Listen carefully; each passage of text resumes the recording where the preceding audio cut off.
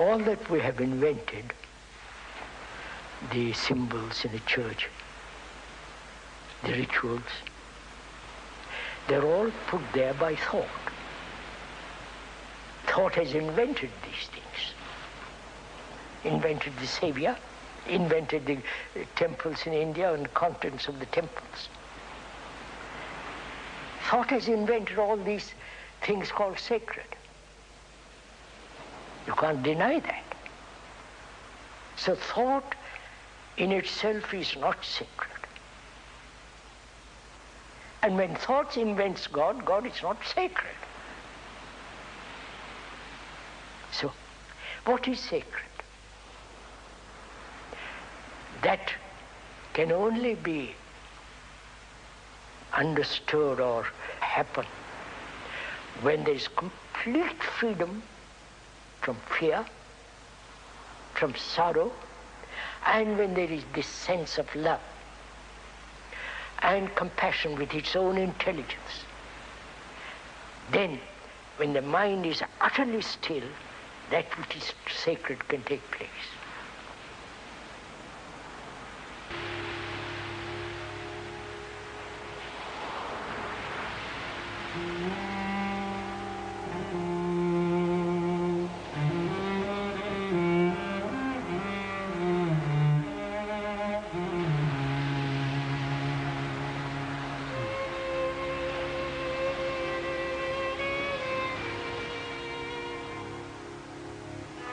It was a late summer afternoon. Near the shore, a group of children were playing. One of the boys, though ragged and undernourished, stood apart from the others. He was described as having a special radiance. A pure and shining atmosphere surrounded him. Because of these qualities, the child was singled out and chosen to be the vehicle for the coming world teacher. This discovery was not an isolated revelation, for it was believed that humanity was entering a new age, an age that would bring with it a new Messiah. During the early decades of the 19th century, science was beginning to replace religion as the savior of humanity. As the monolithic church splintered, new organizations emerged, offering a balance between science and religion. One of the many new groups, the Theosophical Society, spread rapidly throughout the world.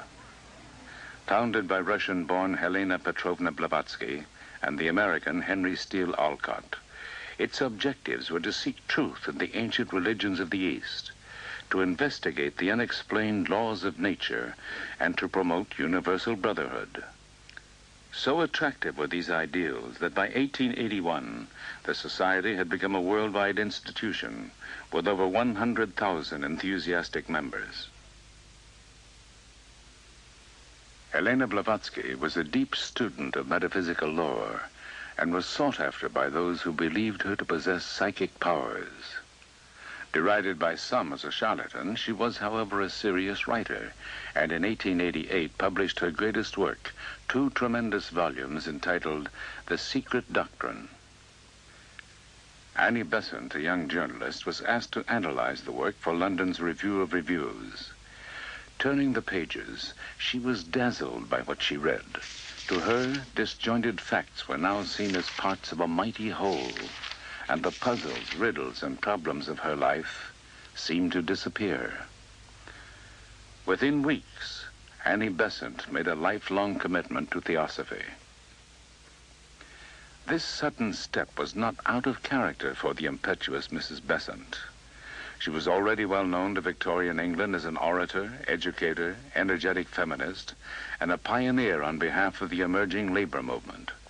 She organized a strike of match girls at Bryant and May's factory.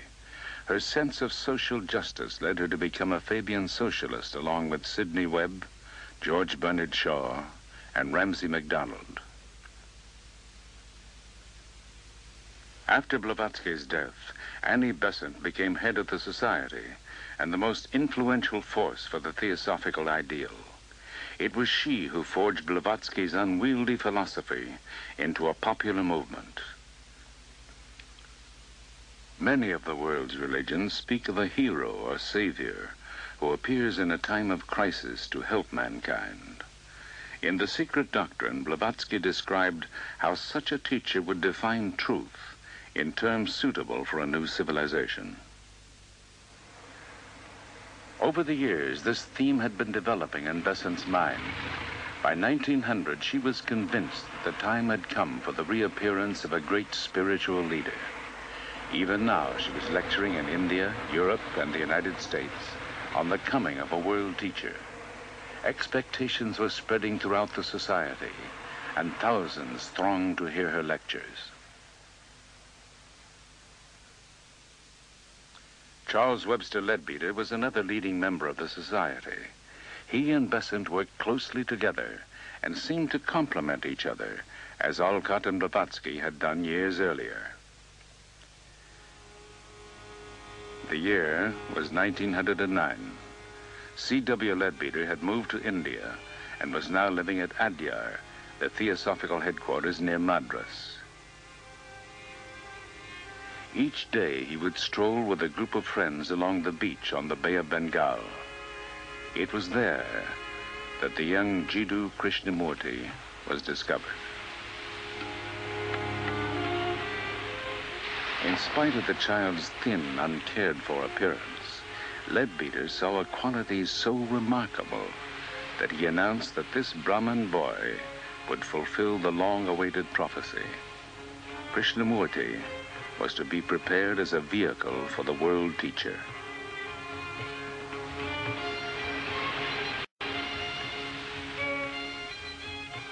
The child's mother, Sanjivama, had died some years earlier, and the 14-year-old boy had come to live with his father and 3 brothers just outside the society's compound. The dreamy boy suffered from malaria, and illness often kept him from school. He was unassuming and yielded easily to the suggestions of others. He seemed to live in another world, often oblivious to what was going on around him. There was a curious emptiness. Krishnamurti and his younger brother Nityananda were especially close, and when told of the opportunity of being prepared for great things, he refused unless Nitya could be with him. On November 27, 1909, Annie Besant returned to India and met the brothers for the first time. An affectionate bond was formed as she became to the shy Krishnamurti a mother, teacher, and friend. To Annie Besant, the responsibility for guiding the boy's future became a sacred trust. It was decided that the time had come to introduce Krishnamurti to the world. For this purpose, the Order of the Star in the East was formed. With Krishnamurti as its nominal head and under the guidance of Annie Besant, the order hoped to prepare its members to accept the world teacher and his message. During the Theosophical Convention held at Benares that year, nearly 400 new members joined the Order of the Star. A glorious future was foreseen as members spoke of the second coming. In a wave of emotion, the new members fell at the boy's feet, and Mrs. Besant publicly announced that Krishnamurti was to indeed become the vehicle for the world teacher. By the end of 1911, the mold had been cast, and the destiny of the young boy seemed assured. Narayana, the boy's father, was not as easily convinced. This deification might make him the laughingstock of India, and he threatened to deprive Mrs. Besant of their custody. She quickly intervened by describing the advantages of an English education and stressed the special advantage of his sons becoming Oxford graduates. On January 19, 1912, Narayana signed a document allowing Krishnamurti and Nitya to be taken to England. He was unaware that it would be 10 years and involve a lengthy lawsuit before his sons were to return.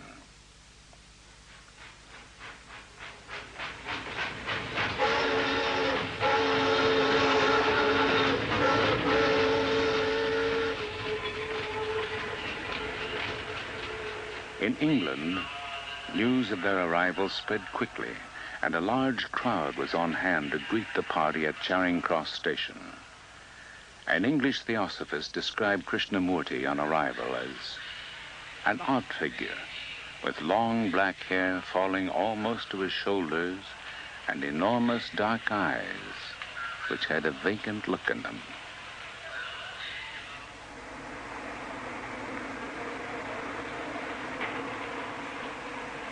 When I went to Europe for the first time, I lived among people who were wealthy and well-educated, who held positions of social authority. I walked about the streets, watching the faces of people. I went to theaters. I saw how people amused themselves trying to forget their unhappiness. I saw people with political, social, or religious power. I watched the amusements of the young people. I saw people who desired to serve, going into those quarters where the poor and degraded lived. They desired to help, but were themselves helpless. How can you cure another of disease if you are yourself a victim of that disease? I questioned everything because I wanted to find out for myself. Annie Besant gave 3 stirring lectures at the Queen's Hall in London. The movement was gathering force. When she returned to India, the boy's education began under a series of tutors. The young man was constantly surrounded by teachers and attentive followers. Never allowed to be alone, he longed for a more normal life. He grew dissatisfied and lost all interest in the role he was being prepared for. In the summer of 1914, England plunged into the Great War. Communications collapsed and the boy's seclusion intensified. Krishnamurti became more and more restless. Annie Besant wrote and reminded him, as she often did, that his happiness would lie only in the work ahead. Though he felt a deep love and loyalty for Mrs. Besant, inwardly, a quiet revolution was unfolding. I have long been in revolt from all things, from the authority of others, from the instruction of others, from the knowledge of others. I would not accept anything as truth until I found the truth for myself. I never opposed the ideas of others, but I would not accept their authority or their theory of life. Until I was in that state of revolt, until I became dissatisfied with everything, with every creed, with every dogma and belief, I was not able to find the truth.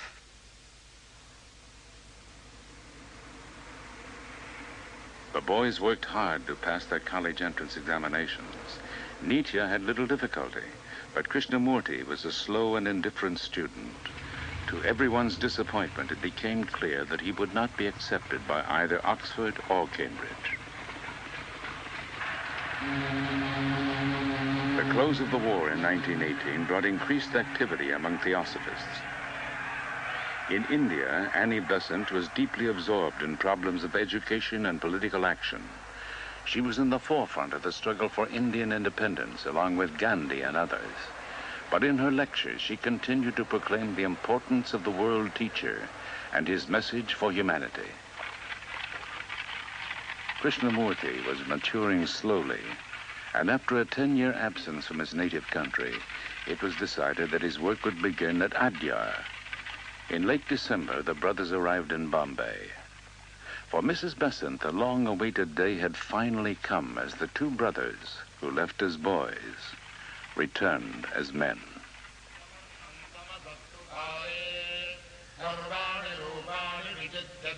When I came to India, I saw that the people there were deluding themselves equally, carrying on the same old traditions, treating women cruelly. At the same time, they called themselves very religious and painted their faces with ashes. In India, they may have the most sacred books in the world. They may have the greatest philosophies. They may have constructed wonderful temples in the past, but none of these was able to give me what I wanted.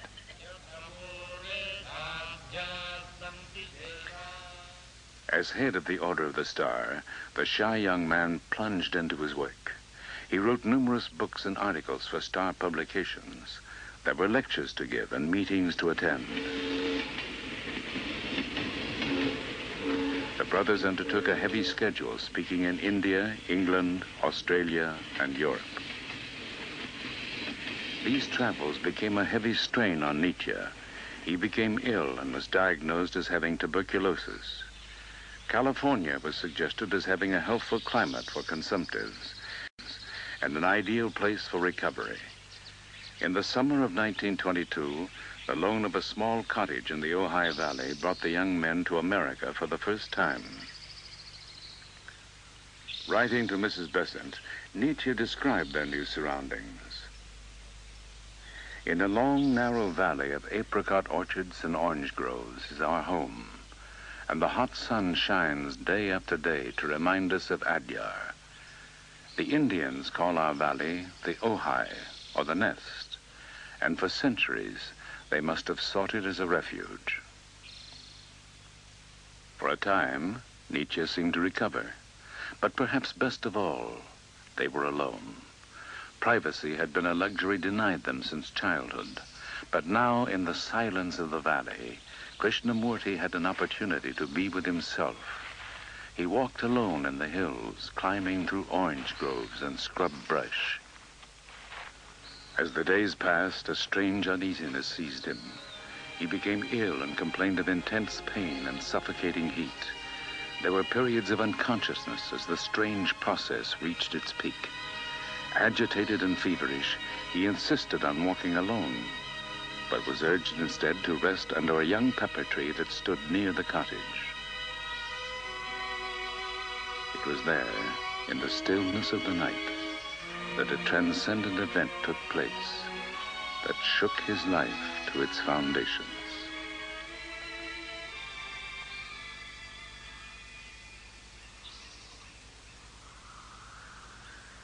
I could feel the wind passing through the trees and the little ant on the blade of grass.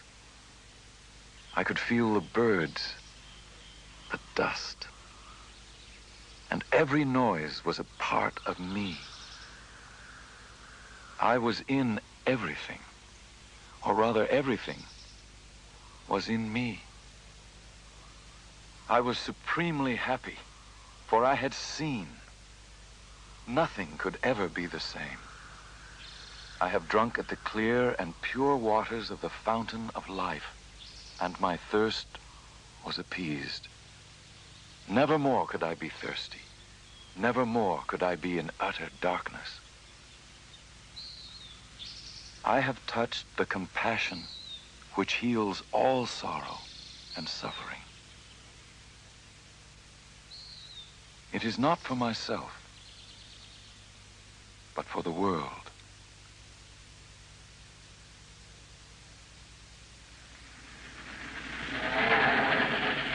To describe his new perceptions, Krishnamurti embarked on a worldwide speaking tour.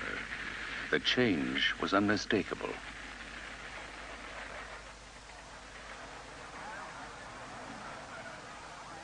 Everywhere, among all people, there is a search for something hidden, for some realization which will give greater knowledge, greater vision, greater understanding, and this the people call truth. They think that truth lies hidden in some distant place, away from life, away from joy, away from sorrow. But truth is life itself. And with an understanding of life, there is born an understanding of truth.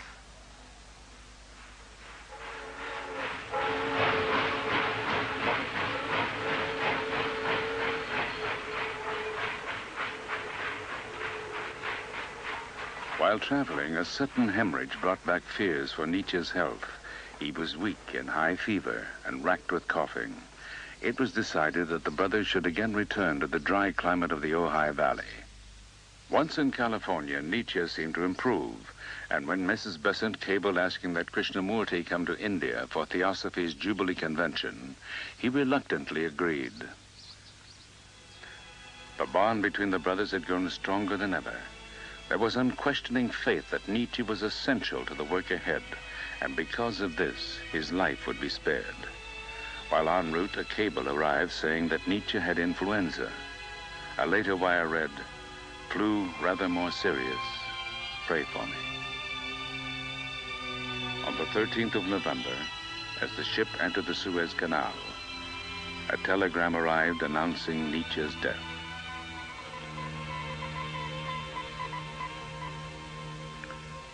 The news broke Krishnamurti completely. It did more.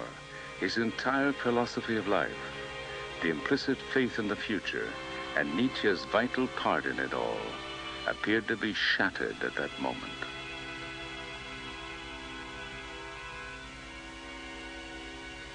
An old dream is dead, and a new one is being born.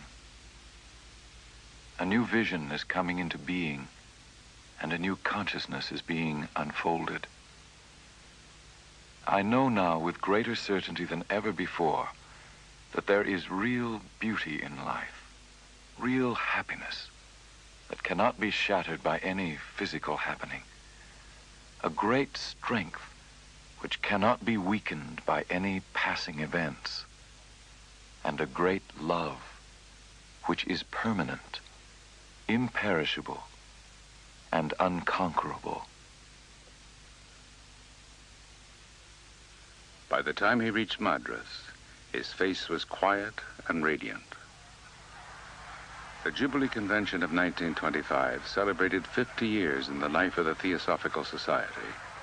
Thousands attended the 4-day gatherings, and events were eagerly reported by newspapers around the world. A Star Congress followed the convention. By this time, the Order of the Star had grown to over 45,000 members. Under the branches of Adya's enormous banyan tree, Krishnamurti spoke of the world teacher. His face was powerful and stern in the twilight, his eyes half veiled as if looking inward. As he spoke, a deep silence spread through the audience.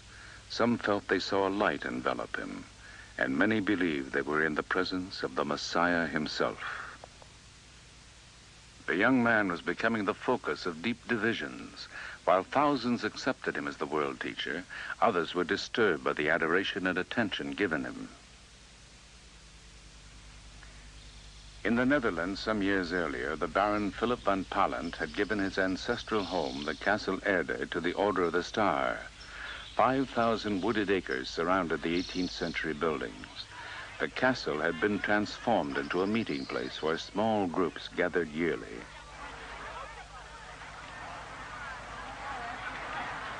The change that was taking place in Krishnamurti was to intensify the following week at the Omen Star Camp of 1926. Close to the Castle Erde, the Omen camp attracted over 2,000 people of every nationality. There were huge tents for meetings and for meals. Lectures were given, and every evening Krishnamurti lit a bonfire and spoke to the gathering.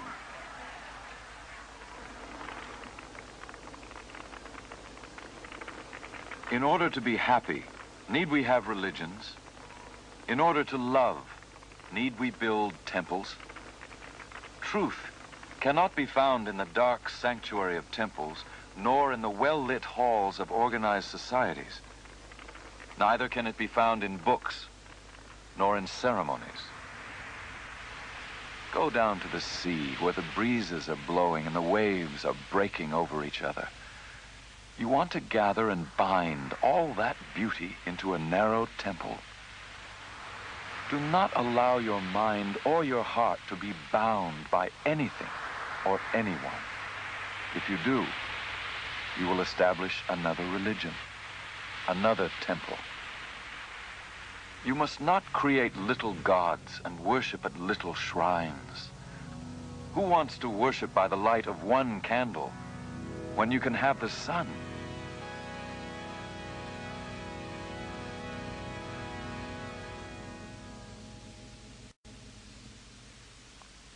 It was increasingly difficult to reconcile Krishnamurti's vision of truth with the forms and structures not only of theosophy, but all organized religions. His rejection of spiritual authority was a threat to the society and its lifelong members. There was open hostility as the organization seemed to be pulling apart. Lines were drawn, as some stood firmly with him, while others clung to their cherished beliefs. Lady Emily Letchins, who had been close to Krishnamurti since 1911, shared the bewilderment that many felt. How strange it seems, she said, that for 17 years we have expected a world teacher, and now when he speaks, we are hurt or angry. He is making us do our own work, and that is the last thing we expected of him.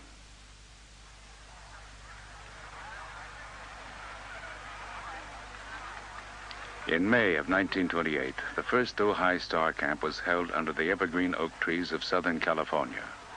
But with each new talk, each meeting, the divisions became more apparent. In failing health, Annie Besant was forced to cancel her public engagements. Yet she still tried desperately to reconcile theosophy with what Krishnamurti was saying.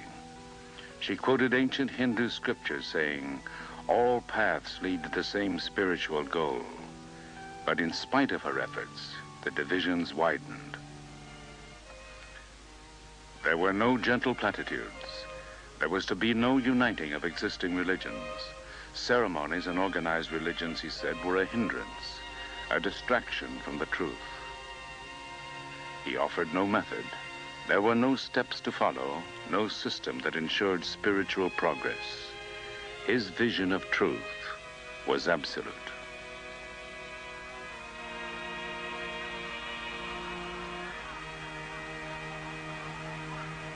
In the Netherlands on August 3rd, 1929, at the Oman Gathering, in the presence of Mrs. Besant and over 3,000 Star members, Krishnamurti dissolved the Order of the Star, freeing himself from all claims made for him.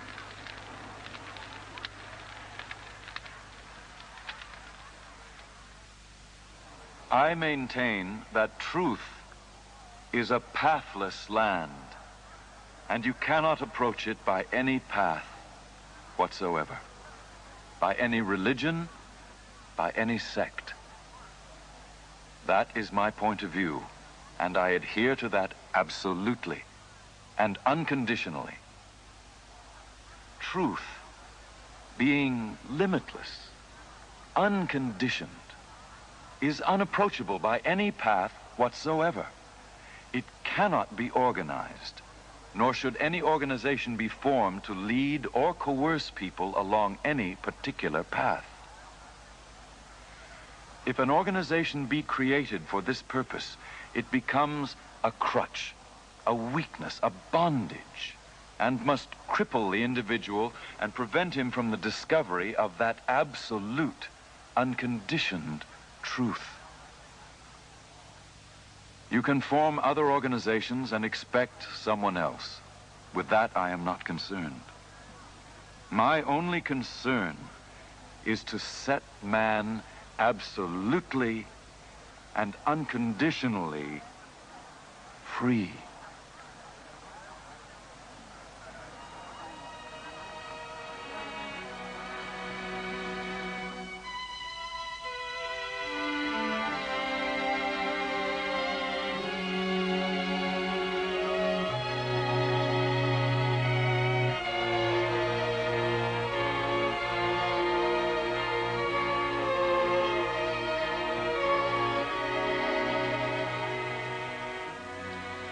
All religions have always said there is only our path, our savior,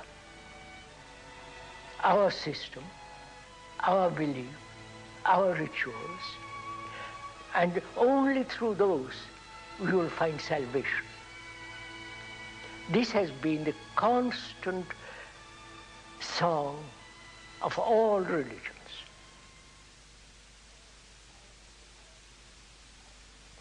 And I happen to have said many, many years ago, which has so true, that there is no path to truth. Truth, according to them, is a fixed point.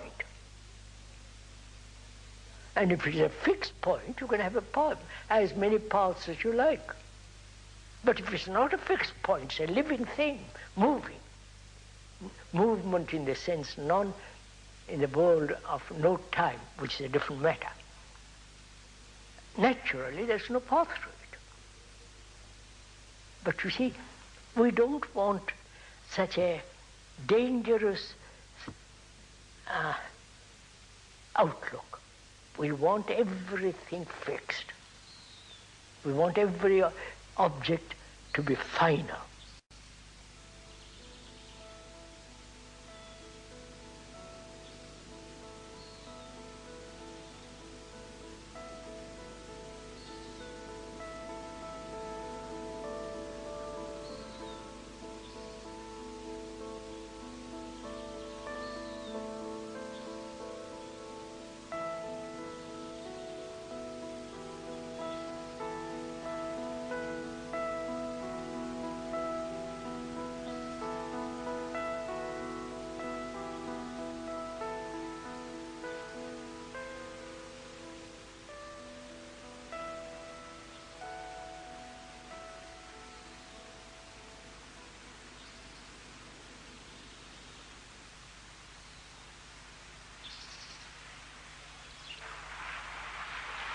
I'd like to go into the question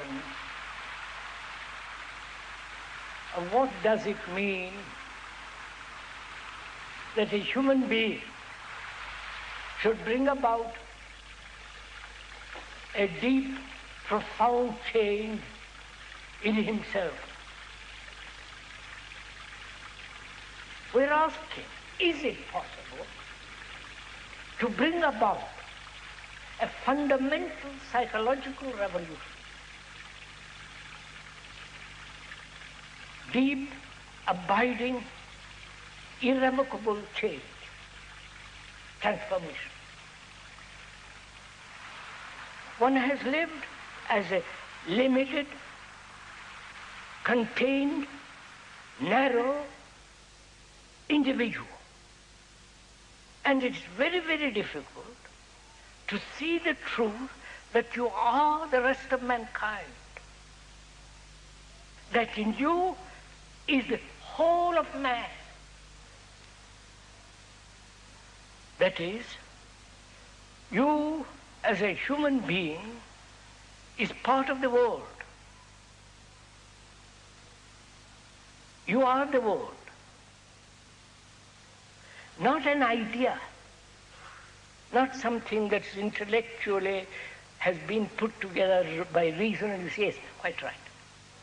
But the reality of the truth of it, that you represent as a human being the rest of humanity. Because you suffer, you're anxious, you're uncertain, confused, miserable, fearful, hurt, everything. And every human being has this. So your consciousness is the consciousness of mankind. From this arises another question, which is, consciousness contains mankind's sorrow. Not only your particular little sorrow, you are the sorrow of mankind. You understand? What an enormous perception that is. If you see it.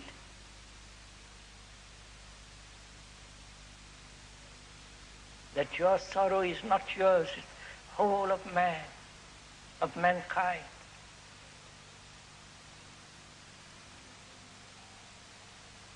Then you don't cry.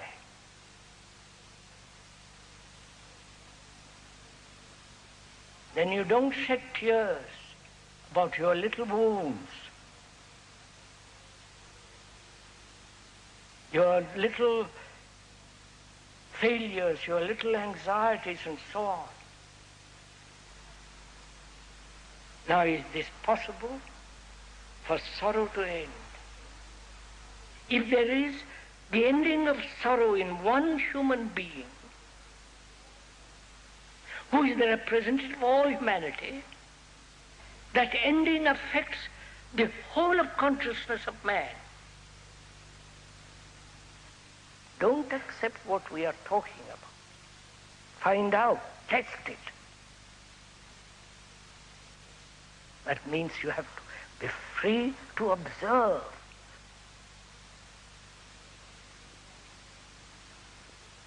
To observe without any wish, any longing, any pressure, any, to observe that is to observe a lovely flower.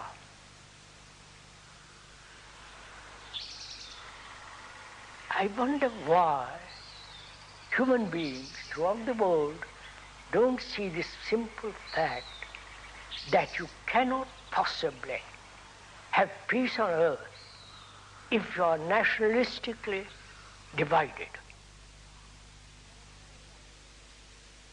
We want order outside in the world, politically, religiously, economically, socially. In our relationship with each other, we want order. We want some peace. We want some understanding. And if the inward psychological state is not orderly, not conflicting, not contradicting, if that state in consciousness is quiet, steady, clear, then you can bring about order in the world. Now what we are trying to do is try to bring order legislatively, nationally, and so on, order out there in the world, which has been proved over and over again that totally brings about disorder.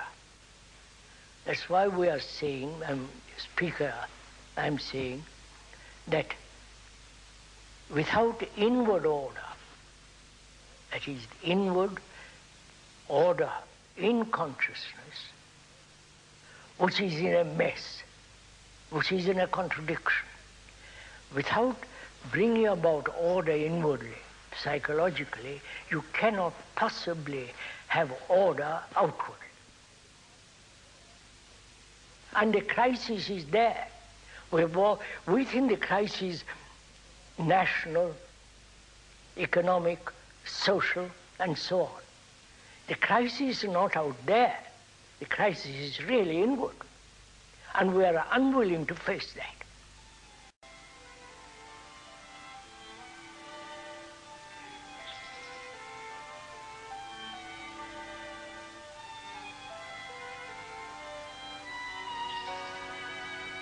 We want to get F all by itself. What can we do next? Just thinking of your algebra. What kind of tools can we use?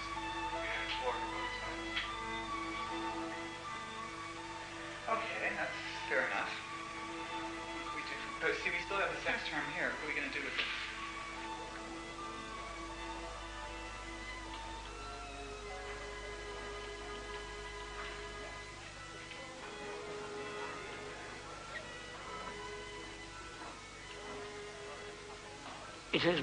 It is our education, way of living and tradition and so on, that something can be given to somebody else.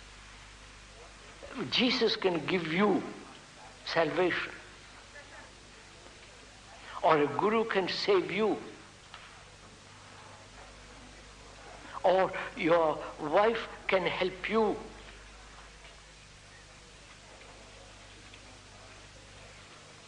That may be an old, worn-out tradition to which we are clinging.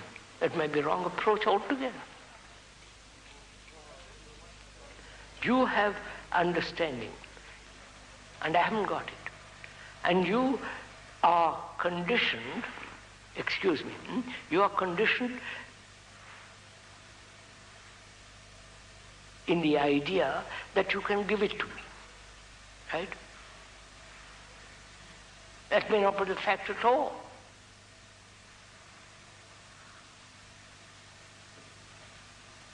Psychologically, inwardly, do you depend on somebody, say, please help me to be free of my arrogance?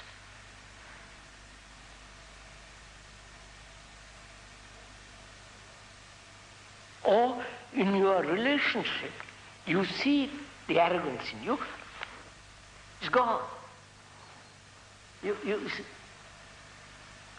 In our relationship with each other, and I'm observing myself, and in that observation I discover that I'm arrogant in our relationship. So I'm not dependent for you to point out to me my arrogance. I'm already aware of it. It's a tremendously important, sir. Nobody can give me intensity, the sense of beauty. I'm taking it. Then I am on my own. You follow? Not isolated and all that. Then I have to work find out. In the very working of it, I've got the intensity. When I discard the tradition in which I've been brought up, that is to depend on somebody, and when I discard it, then I have to work it, right? Or I'll go down the drain, either way. If I discard that, I'm already free, I've already got this sense of energy, intensity. Then I'm not dependent on anybody.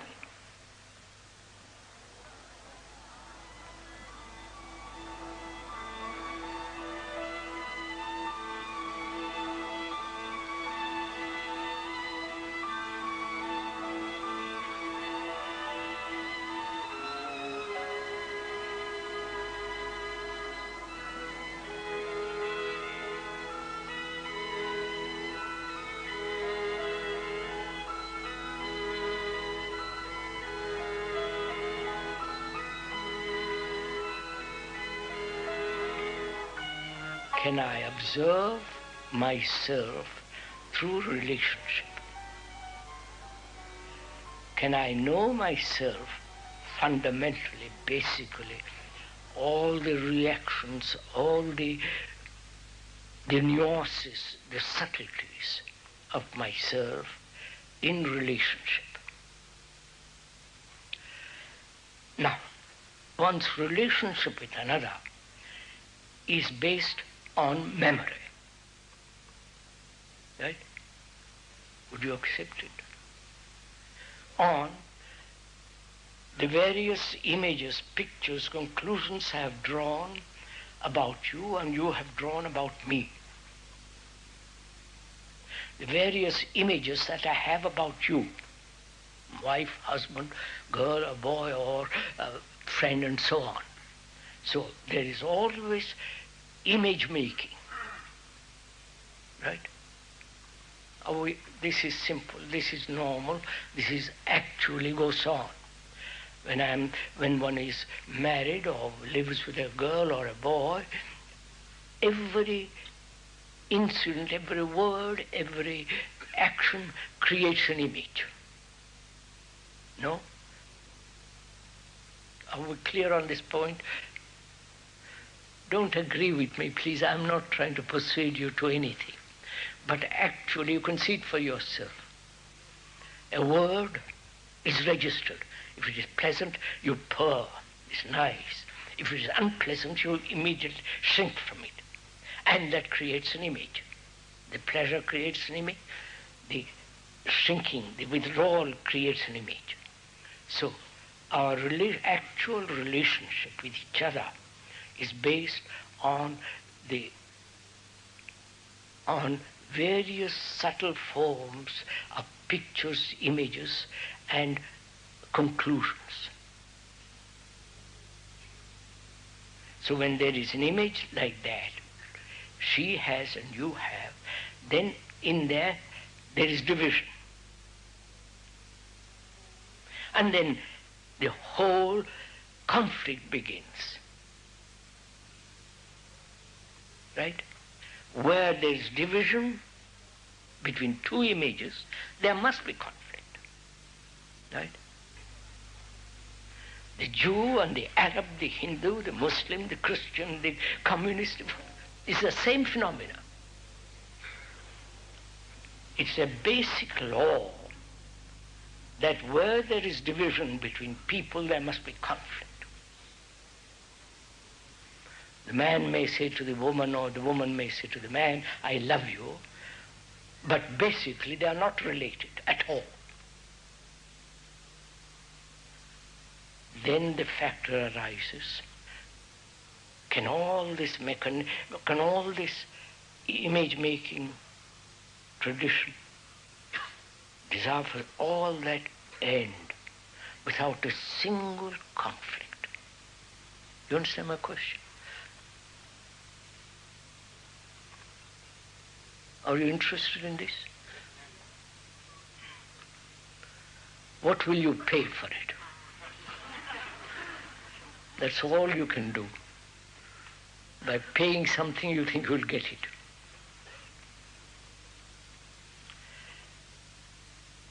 Now, how can this mechanism of image-making, not just image-making, the desire for certainty, the tradition, the whole structure of that, can that end? Right? Are you asking that question?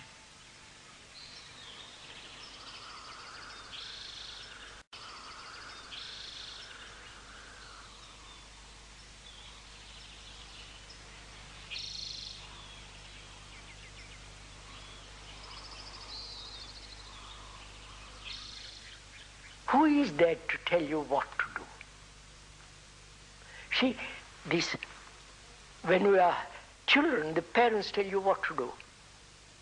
That same mentality is cultivated right through life. In school, you're told what to do. In college, you're told what to do. In university, right through life, somebody tells you, this is right, this is wrong, this should be done, that should not be done. Which means what? There is no self-investigation. There is no saying, I am really the rest of mankind, but you are. Because every human being right through the world goes through a great deal of suffering, great deal of pain, great deal of anxiety, uncertain, confused, insecure, like you, like the rest of the world. We don't accept that. We think my suffering is totally separate from other people's suffering. And so we have this mentality that I must have somebody to tell me what to do. Right from the Pope down to the poor parish priest.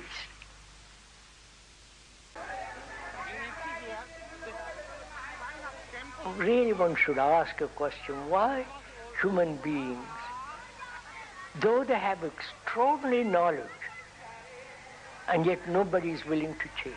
Why? Is it that they find security in the habit, in the pattern? Your pattern, my pattern, the Christian pattern, the Hindu pattern, the Buddhist. They're all patterns, a way of thinking. So, patterns may be dangerous altogether because they divide people. And religions have divided people. Their rituals, their beliefs, their faith, their saviors. Now, to break away from all that, requires intelligence, requires investigation, study. Nobody is willing to do that. Om Shanti Shanti Shanti Hari Om Tat Sat.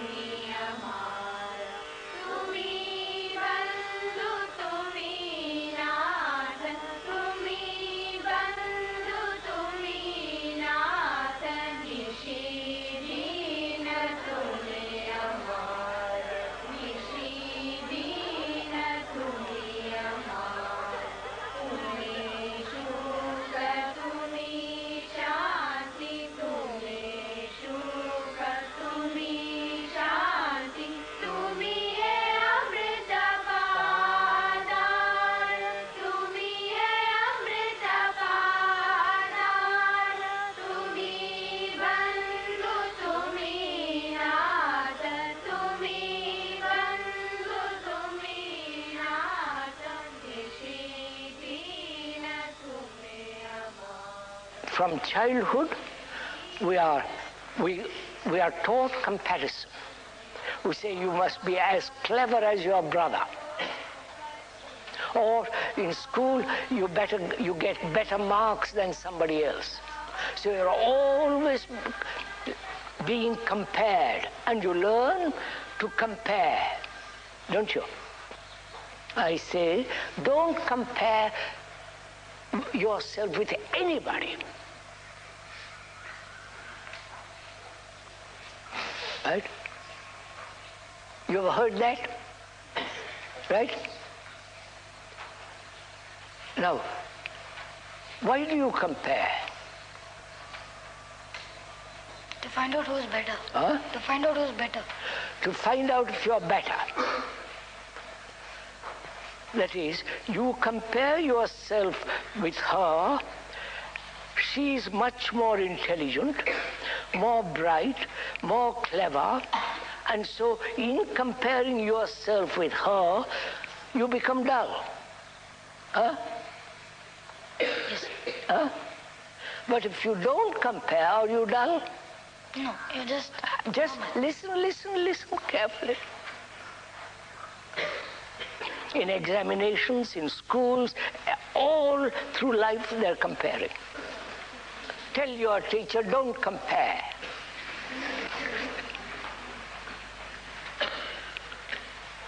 The relationship between the teacher and you, she knows more than you do, right? academically. Academically.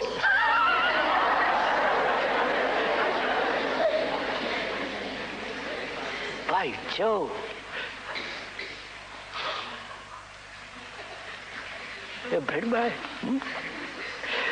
Academically, you know more than he does. Now, she's teaching you about biology. And she's giving you marks, right? And gradually helping you to pass that examination. Now, can she teach you without the idea of examination? How do you test yourself, sir? What? Without examination. Yes, sir, without examination. How do you test yourself without examination? You mean the examination is going to tell you how you have learned? Maybe, sir. I mean, listen, you're too quick. Find out. You're also used to examinations. That's your tradition. That's your habit. And when you question that, you say, yes, what shall I do? And you get nervous, frightened. When I was learning, when I was at school in England, I never passed one examination. Right? I went through all the examinations, but I sat in the hall without writing a thing.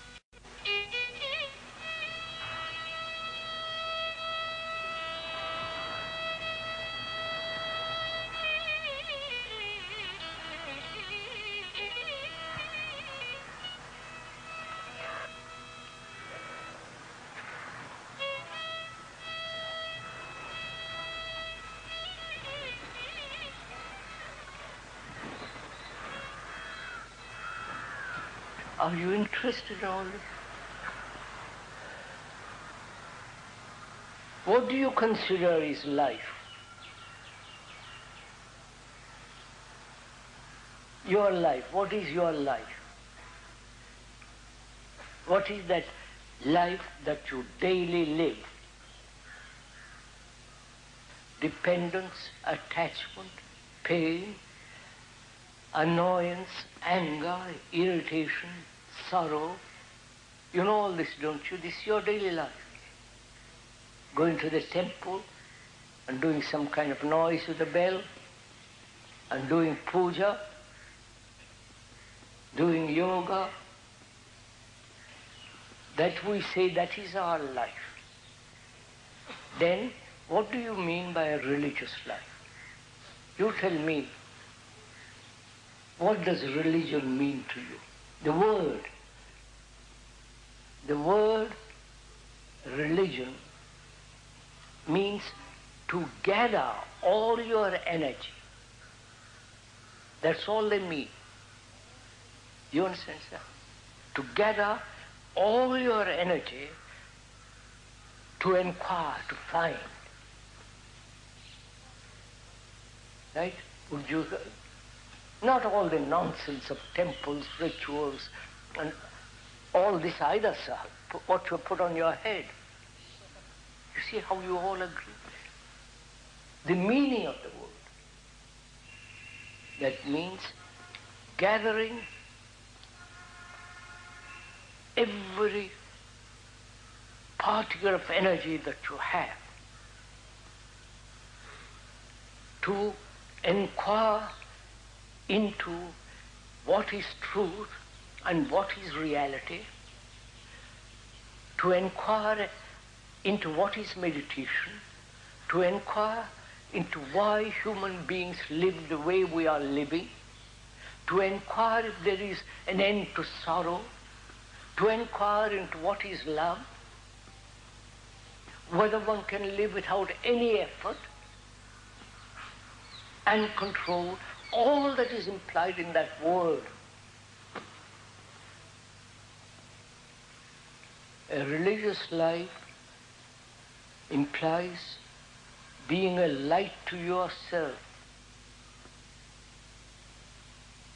which means no outside authority.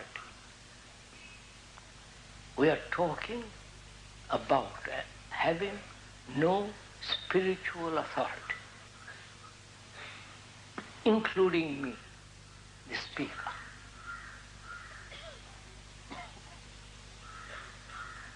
Have you any authority? Spiritual authority?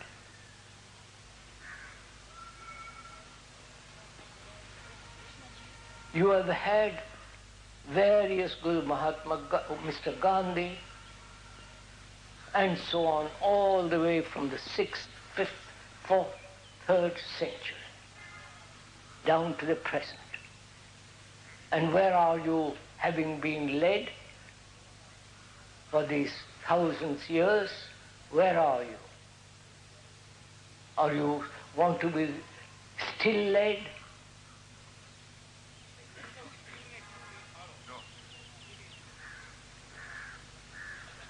So I'm asking, we are asking you courteously, if you have thrown away your traditions. Traditions being nationality, your caste,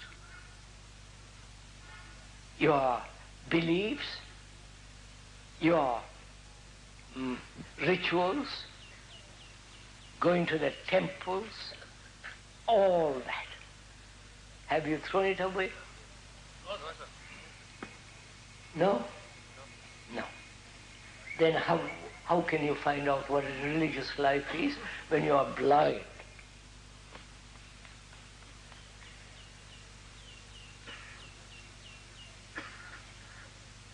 So you want to find out what a religious life is, and yet won't leave your little enclosure. Right?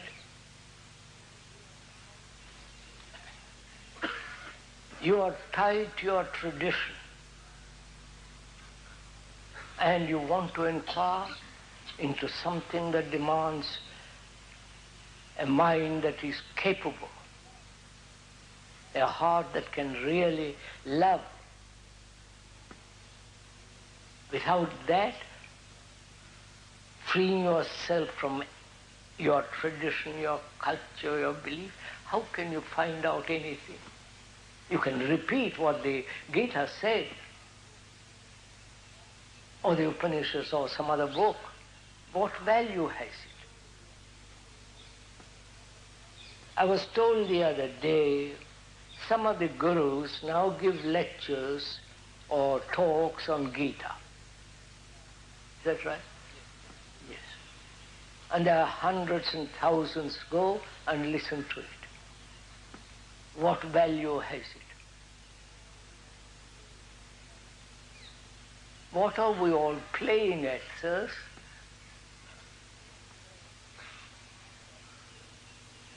Apparently, one doesn't see one's own tragedy. Right, sir?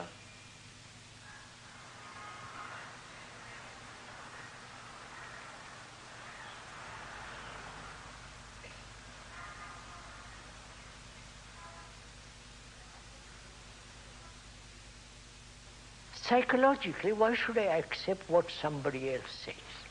When I realize that I am the rest of mankind. Mankind is me. The me is the history of mankind, the book of mankind. If I know how to read it, I don't depend on anybody. So, can I, without distortion, without prejudice, without choice, be aware of the content of this book, which is me? To read it very carefully, never distorting it, requires a great deal of attention, great deal of energy, intensity, immediacy. And we are not willing to do all that because we think that's too tiresome. Tell me quickly what to do and I will do it, or I may not do it. Generally, I may not do it. And I personally think that the psychological guidance by another, whether it is the religious guidance or the psychology, the guidance of the psychologists, is totally wrong as far as because then you're making humanity into children who have to be guided, told, encouraged. We are grown-up human beings after 5 or 10 million years.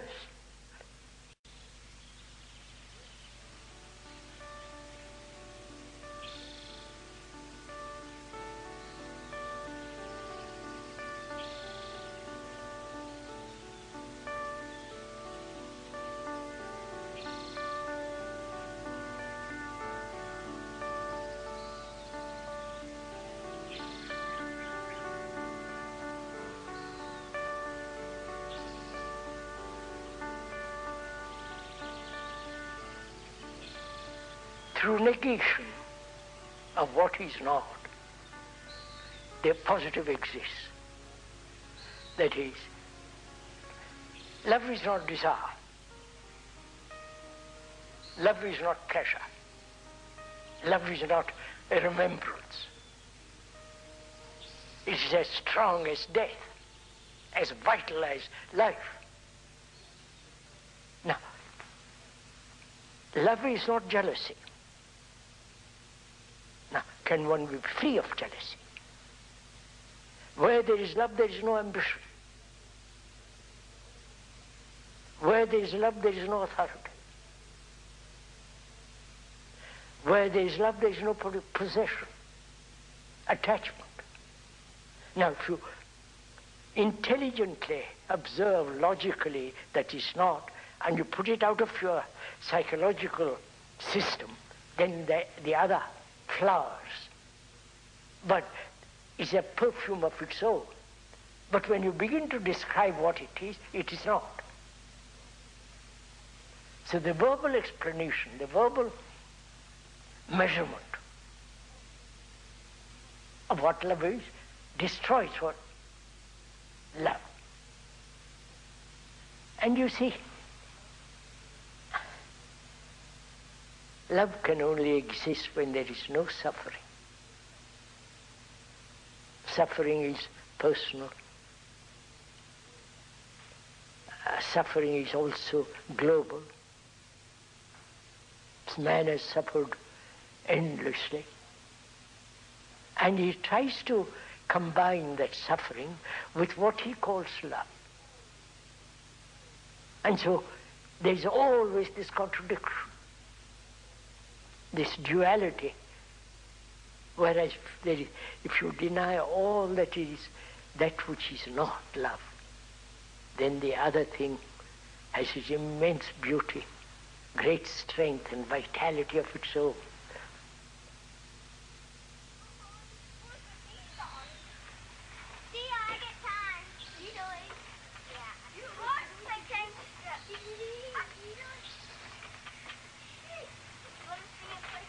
Now, why do we have to learn mathematics, or why do we have to learn science? Because part of mathematics is order. 2 plus 2 plus 2 makes 6. That's order, right? In sequence it must be. So mathematics, much more complicated and all that, is a series of sequences and order. Right? Anybody know what's wrong with this tin? I do. It doesn't finish. It doesn't finish. Does everybody see where it doesn't finish? Yes. Where? Okay. Josh? Can you come up here and put in a tin at this space here? Civil War. Remember we saw that thing, the blue and the gray? Right. The people, they were real ready to fight. They thought it'd be real neat. Go get those Yankees, go get those, whatever they called them. Right. And it seems like a lot of people would be, some people, depending on the type of person you were, would really be scared of war. They think it'd be neat because they don't like this person. And I remember we studied, like a lot of people realized they thought it would be real Are fun. we That would be real romantic. aware of our responsibility to another? If one has a family, wife, children, are you responsible for those children? That you care, that you have love for them? Are you concerned? Or you have no time at all for them? Because you have to go out and earn money as the man and the mother and the father, as they do now, and have very little time for the children. That's a fact. So where is your responsibility?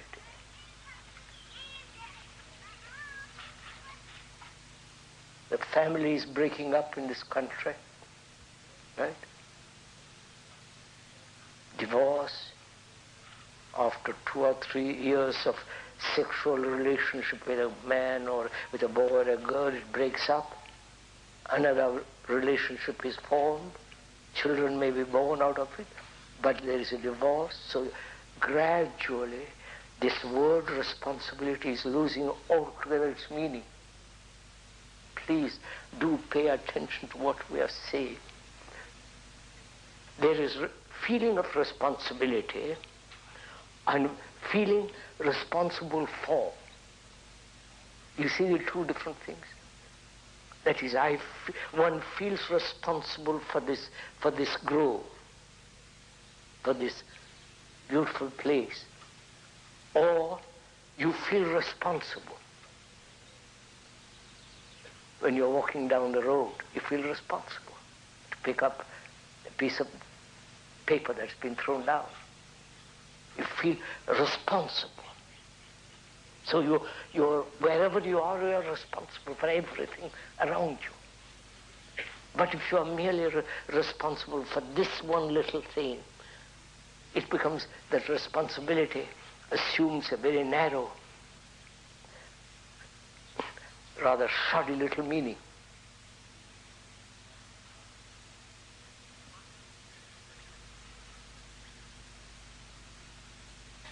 Well, you're not interested in this.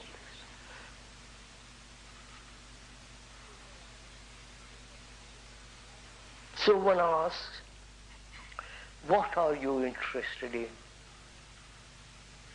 I think that's a legitimate question. You can talk about love, freedom, and the beauty of the sky, but it's only outside interest. But basically, what are we interested in? That's right. You are interested in yourself, right? Which is perfectly right. Each one is interested in himself. On that, our society, culture, religion is based, right? Each one interested in himself, his progress, his expression, in all the rest of it.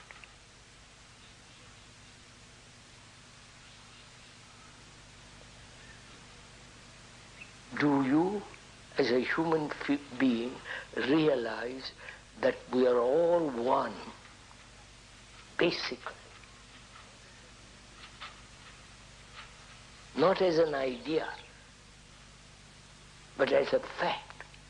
Because when you go to India, you see the misery, the confusion, the anxiety, the despair of people running to their petty little gods whom they have created.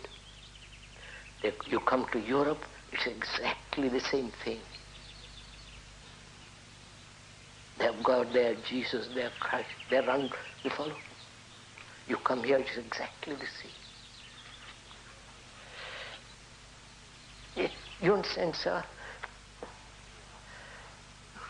First, to realize, not verbally, but in your heart, in your blood, in your whole thinking, that human beings right through the world go through the same agonies that one goes through. The loneliness, the despair, the depressions, the extraordinary uncertainty, insecurity, whether they live 10,000 miles away or 2,000 miles or here. They're all psychologically bound together. If one realizes that profoundly in your guts, in your blood, in your heart, in your mind, then you are responsible.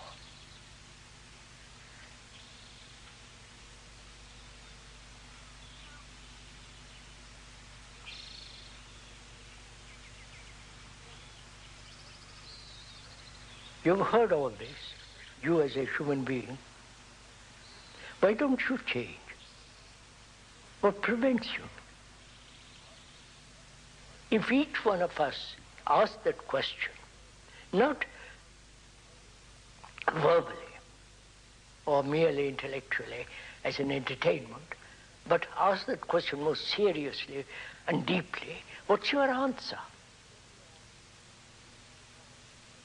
What's your answer to this problem that human beings have lived this way for millennia upon millennia, why haven't they changed? Why haven't you, who are listening now, why haven't you changed? You know, if you don't change, what's the consequences are?